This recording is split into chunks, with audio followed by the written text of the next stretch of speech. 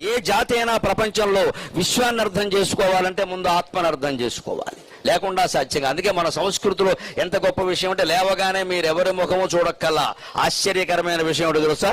మన చేతులు మనం చూసుకోవాలి, మన అరచేతులు మనం చూసుకోవాలి, ఎవరిని చూడక్కల్లా. మన అరచేతులు ఏముంది? అరచేతుల్లో శీతాకాలం పొప్పర్లు ఉంటాయి, వేసవకాలం చెమట ఉంటుంది, ఏముండదు ఇక్కడ.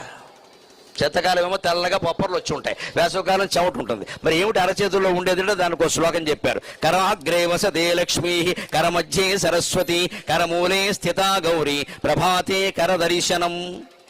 పొద్దున్నే నీ చెయ్యి నువ్వు చూసుకోవయా, సరిపోతుంది, ఇంకెవరిని ఎక్కాల. ఎందుకన్నారు? కరాగ్రే వసతే లక్ష్మీ, ఈ చేతి గోళ్ల చివర లక్ష్మీదేవి ఉంటుందట, చేతి మధ్యలో అరచేతి మధ్యలో సరస్వతీదేవి ఉంటుందట, ఈ అరచేతి మూలంలో గౌరీదేవి ఉంటుందట. ఎక్కడున్నారండి? అంత చెయ్యే ఉంది, ఎక్కడ ఏం కనపడరండి. దాన్నే సింబాలిజం అంటారు. హిందూయిజంలో సింబాలిజం ఎక్కువ. పురాణాల్లో ఏం చెప్పినా ప్రతీకాత్మకంగా చెబుతారు, ఇండైరెక్ట్ గా పరోక్షంగా చెబుతారు. మనం కాస్త విశ్లేషించుకోవాలి. చేతి చివరి గోడు లక్ష్మీదేవి ఉంటుంది అనుకుని మనం అక్కడ పసుపు కుంకుమ రాసేసి కూర్చోకూడదు. అక్కడ ఒక చీర కట్టేసి ఈ పిచ్చి పనులుగా చేయాల్సింది. నీ చేతి చివర లక్ష్మీదేవి ఉంటుందంటే అర్థం ఏంటి? లక్ష్మి అంటే సంపద. సంపద ఎలా వస్తుందండి? కష్టపడితే వస్తుంది. కష్టపడకుండా ఏ సంపదలు రావండి. కష్టపడడం దేంతో కష్టపడతాం?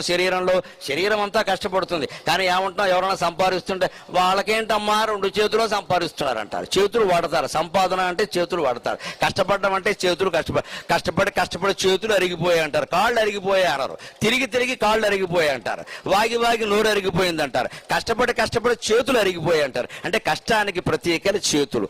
ఆ చేతుల్లో కూడా ఏమి పనిచేస్తున్నాయి మీరు గమనించండి. ఇప్పుడు నేను ఇంత మాట్లాడుతున్నా, చేతులే ఊగుతున్నాయండి, కాళ్ళు మెళ్ళు అన్ని ఊగితే మీరు భయపడిపోతారు, ఈయనకి ఏదో అయిందని. శరీరం అంతా ఊగితే అలాగా చేతులు ఊగుతాయండి అటు ఇటు ఖచ్చితంగా. ఆ చేతుల్లో కూడా అరచేతులే పనిచేస్తాయండి, చెయ్యంతా ఉండదండి. ఈ మైకు అటు ఇటు జరపాలంటే అరచెయ్యే మొత్తం, ఈ చెయ్యంతా అక్కర్లేదు. మంచినీళ్ళు తాగాలంటే 2 చేతులు అరచేతులు చాలు నాకు. ఈ చెయ్యంతా ఊరికే ఉంటుంది అంతే బలం. అందుకని పట్టుకోవడం దీంతోనే ఇలా పట్టుకుంటాం మనం. పైగా ఈ మూత తీసాం చూడండి, ఈ వేళ్లతో తీసాం. ఈ చెయ్యంతా అక్కర్లేదు దానికి, వేళ్లతో తీసాం. అంచేత కష్టపడితే సంపదలు వస్తాయి. చేతి చివర గోళ్ల దగ్గర లక్ష్మీదేవి ఉంటుంది అంటే మన కష్టం చేతుల్లో ఉంది, అందున అరచేతుల్లో ఉంది, అందున అరచేతి కొసల్లో ఉంది. అరచేతి కొసల్లో లక్ష్మీదేవి ఉందంటే ఒకటే లెక్క, నువ్వు కష్టపడితే సంపద వస్తుంది, కష్టపడ్డం నేర్చుకో.